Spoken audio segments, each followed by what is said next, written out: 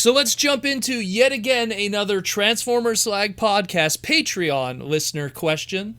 Once again, if you want to join the Transformers Slag podcast, sign up and let us know that we're doing a good job, support the podcast, and help us keep on trucking with this daily madness that we call a Transformer podcast.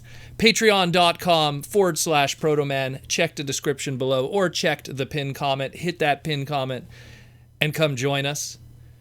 What do you get with the Patreon? Well, you get your name in the end credits scroll of every segment moving forward.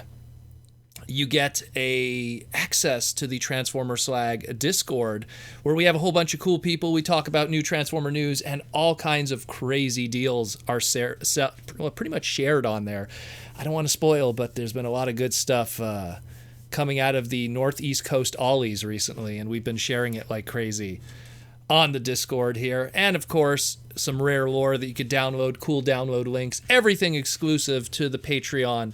Hang out and talk about Transformers. Depending on what tier you are, you'll be able to get a free gift in the mail that I ship out every so often, working on a nice little gift for all my top tier patrons, specifically the one who asked the question today. He's going to be one of those. And of course, the Patreon listener question. Our Patreon listener question comes from Brian DF, aka Deep Freeze, one of my chosen Prime tier members of the podcast, and he will be getting a brand new gift in the mail soon at that tier.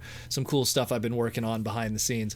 But he has a really good question, and it's one that I actually have had this conversation, I feel, quite a few times, not at Transformer conventions, but just like, I guess, like Comic-Cons in general, because it's a term that I hear a lot, and it makes me go like, I think people are misusing it. Here's Brian's question. I've heard the term Holy Grail and White Whale thrown around in toy collecting by different people, but everyone seems to have different explanations, and none of them sit well with me. Is it the same thing? Is it a different thing? I ask you since you're an expert in the toy buy-sell game and in the hunting world, and a lot of people respect your opinion, as do I. Thank you, by the way. What is your take on it, Proto? Brian. Well, Brian, thank you again for the kind words. Yeah, I've heard this term comes up a lot, and I feel that I literally had this conversation probably when the world was still in a normal state and we still had conventions. I feel like I had this conversation with somebody. But essentially, the term White Whale and Holy Grail. Number one, in my opinion, they're not the same thing at all. And a lot of times they're thrown around in different contexts that are, in my opinion, again, it's my opinion. If you feel I'm incorrect, have at me. Come at me, bro. But, I mean, as it stands, like White Whale, like where that term even comes from. I mean, we're talking like Moby Dick and Captain Ahab, chasing that white whale that was Moby Dick, and it was his life goal to take out that whale.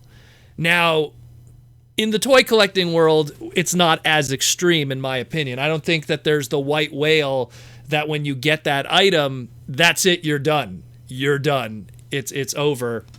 And especially if you read Moby Dick and you learned how it worked out for Captain Ahab, I don't think you'd want that to be your white whale. But in the toy world, I feel it has a different meaning. I feel that the white whale really is that toy that you've been hunting for a while, and it has eluded you every time. But at the same time, it's something that if you went on eBay, you could probably solve that problem. But in the convention scene and in the retail scene, you just can't find it. It's mid-tier rare, but it's not crazy rare, and it's something that could be solved with a wad of cash and a trip to ebay.com, in my opinion. That's what the white whale is. Now, the Holy Grail, that's a different story. Let's go to what does the Holy Grail even mean to begin with. Well, the Holy Grail was the cup that Jesus essentially drank from during the Last Supper, and it became this kind of important Christian relic through its history and extremely sought after, and it was used in so many different forms of fiction, whether it be Indiana Jones or Monty Python. At the end of the day, it means it's something that is so rare, it's almost priceless to even consider. In the toy world, you're talking something that again, it is so rare that it is almost impossible to find. And when you do find it, there's almost no, I guess, what would be the word? Like, price memory, price charting to really almost put a number to it that could be, a set number. And that applies to prototypes, high ticket rare items, lucky draws, super low produced toys. It's something that's like, it's the really tough to get stuff. Examples in Transformers, again, like I said, lucky draws, prototypes. When someone says to me like, oh, my Holy Grail is G1 Pretender Bludgeon, and then like that same convention, I see them walking around with a $300 masterpiece that they bought, and it makes me cringe, because it's like you said, G1 Bludgeon was your Holy Grail, which, I mean, if you went on eBay, you could probably find a complete one.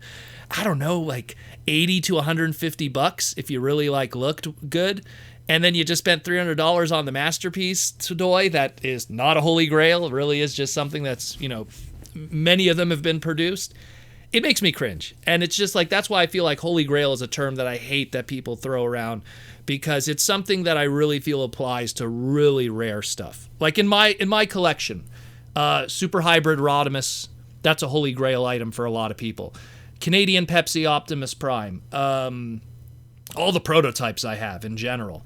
Like there's just certain items that just, even if you had $1 million, it's just not on eBay.